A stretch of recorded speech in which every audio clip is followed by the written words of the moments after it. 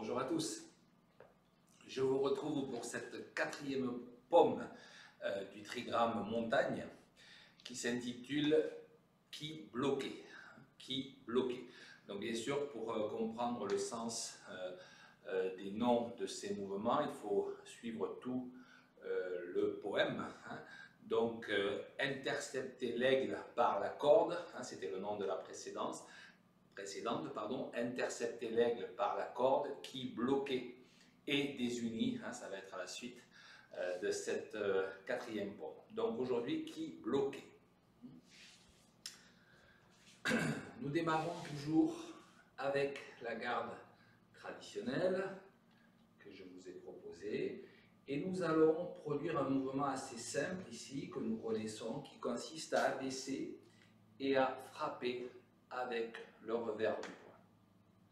D'accord? Donc un mouvement relativement accessible. J'abaisse, je peux le faire sur place, ici, et je frappe par-dessus. Ouais.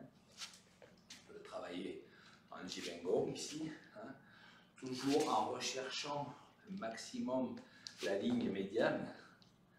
Capacité à bloquer main ouverte, frapper poing fermé, bloquer main ouverte, point fermé. Les trois quarts, ici. Toujours cette notion de compression, compression pour faire sortir, pour faire sortir le poing. Okay.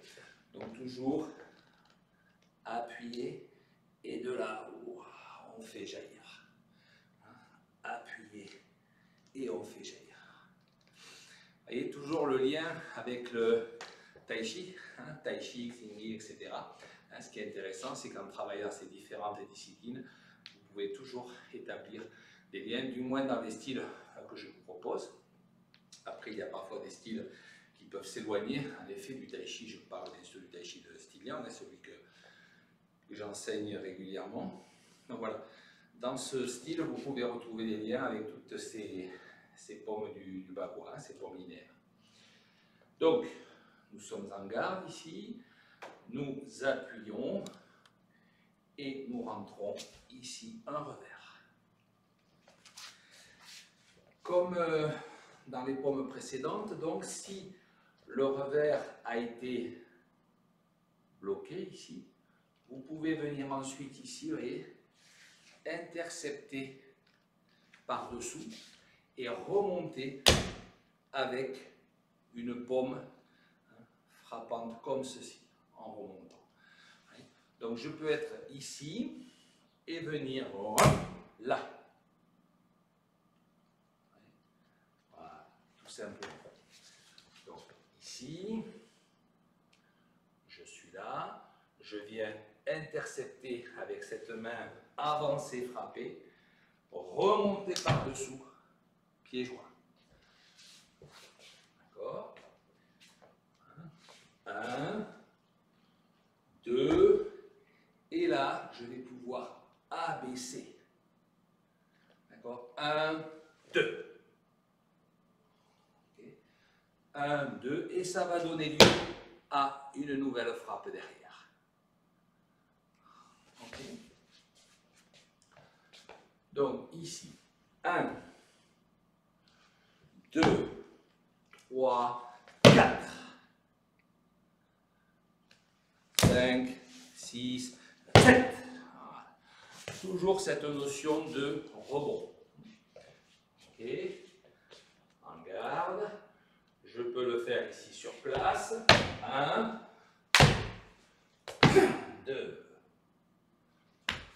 Okay. Ici. On peut démarrer aussi directement comme ceci. Blocage, frappe avec un pas chassé. Blocage, voilà. Okay. En garde, comprimé, bloqué, frappé, bloqué avec cette main, comprimé, comprimé, frappé. D'accord? Ici, regardez cette main qui rentre. Sous-entendu, avec les doigts, pendant que l'autre vient frapper dessous en remontant soit au menton, soit parce que j'ai saisi un bras et je viens frapper dessous. D'accord? Dessous, on saisit, on écrase. D'accord? On écrase et là, ça nous permet de re-rentrer un coup de poing circulaire. Ok? Donc, 1, 2, 3, 4. Par exemple. Vous pouvez aussi, une fois que vous avez bloqué, avancer de l'autre pied. Comme ça, vous vous retrouvez dans l'autre garde. 3, 4. Donc après le pas chassé, changez de jambe. Okay. Ici, 1, 2, 3, avancez. Okay. Etc. 3, avancez. Alors, ce qui est important, encore une fois, c'est ces phénomènes de compression-expansion. C'est un peu l'air comprimé. Je comprime et de là, je fais jaillir la technique. C'est un principe, parmi d'autres, pour faire jaillir une technique. Donc, comprimer, comprimer, respiration inversée, et j'explose. Ici, après avoir explosé, je peux comprimer de nouveau avec ceci et rentrer derrière. Voilà. Intercepter l'aigle par la corde que nous avons vu hier, qui bloquait. D'accord? Bloqué entre les deux mains. Voilà. Très bien.